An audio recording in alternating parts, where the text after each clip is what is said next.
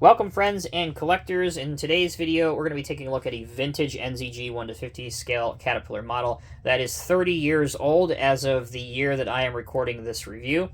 This is the 1/50th scale NZG Caterpillar 245 hydraulic excavator with a Balderson hydraulic impact hammer attachment, or jackhammer as many of us know them by.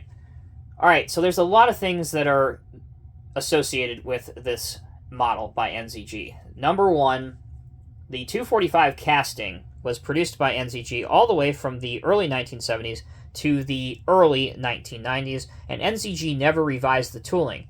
So why is that a big deal? Well, for one, the real Cat 245 from that 20-year period went through many design revisions on the real machine. So for example, this is the excavator version of the model. You will notice that this has a slanted cab, which would have been acceptable to the early 1970s and mid-1970s look of the 245. We'll call it the Gen 1 version of the 245, just to simplify things. But when things moved to the Gen 2 versions, and really the later on versions of the 245 excavator, the cab was more squared off. This had a slight redesign, and they never revised the tooling for the last release of the 245, which this came out in the early 1990s. So this has the incorrect cab. Again, nothing else has been updated other than the Balderson hydraulic impact hammer. So if you are, I hate to throw this term out there, but that's the easiest way to describe it. If you are a bolt counter, if you are one of those people, a rivet counter, and that kind of stuff really throws you off, don't get this model, because it is an eyesore for those that are in the know, and they're going to be immediately thrown off by it. So that's some information about the model and the real machine. Let's go ahead and start the unboxing process on it.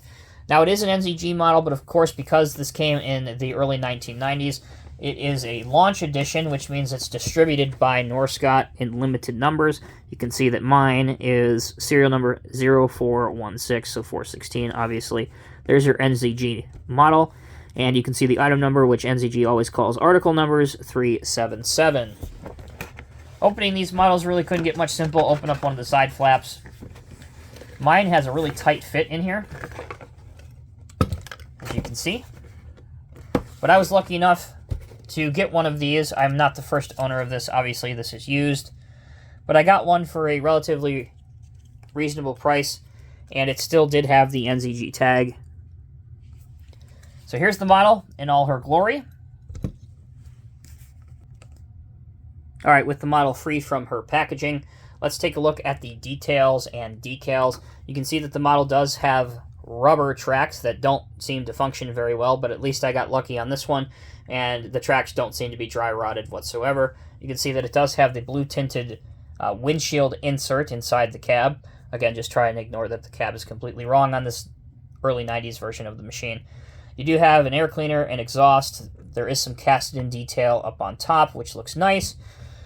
Your hydraulic ram jackets are plastic, and you can see the hydraulic rams themselves are metal, and the silver doesn't show any signs of wear, which looks good as well. Your large impact hammer is branded. It is Balderson, as I've said before. You can see that. 245 decal, Cat decal, and on the back you have Caterpillar written out across the large counterweight. Coming along to this side, again, you can see where everything is mounted by large screw heads. And there's the front-facing version of the machine. You'll also notice if you look inside, try not to look inside of the cab because there's not much to look at whatsoever. Taking a look underneath, this gives us a lot of information, including that it is an NZG model. The original was made in West Germany prior to 1989. It is in 1/50 scale. You have your item number, your article number, and at the bottom, in that squared off piece, we can see that this revised version, as I said, is article number 377, and this one was released in 1992.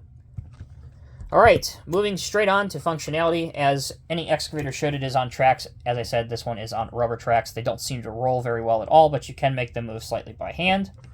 You can rotate the excavator 360 degrees. What I always recommend doing on any of these older excavators, if you can get them, years ago there were metal track sets made for these. The name of the company escapes me at the moment that did them, but they always look so much better. The alternative to that is, if you notice, this is held here by a single Phillips screw. Undo it, find a comparable sized undercarriage from a modern excavator. No, it's not necessarily going to look realistic, but check out the track frames on this and tell me, you know, if you swap this out for a Deere undercarriage, it's not going to make a substantial improvement.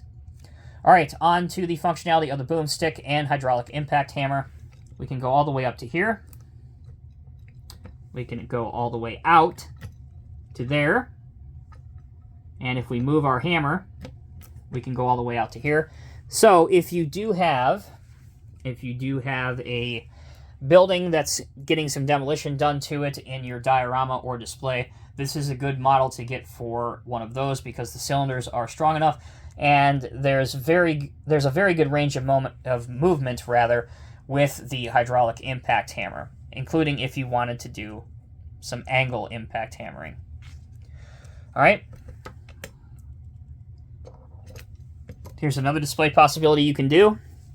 And this display allows me to show you that the Balderson hammer, the chisel, is actually spring-loaded. So you can have fun all day entertaining yourself as you wish you were actually destroying your ex-girlfriend's place. So there you go. That is my review on the NZG Caterpillar 245 excavator with Balderson hydraulic impact hammer in, as I said, a vintage model 1:50 scale. It is not the best out there by today's standards by any stretch of the imagination. However, as with all NZG Cat models, in my opinion, there is that very fine amount of nostalgia factor that still makes them attractive and desirable today for most collectors, including myself. I'm Tommy with Diecast Emporium. Thank you all so very much for watching. If you have any questions or concerns, leave them down in the comments section below. And until next time, take care, be well. I will see you in the next review.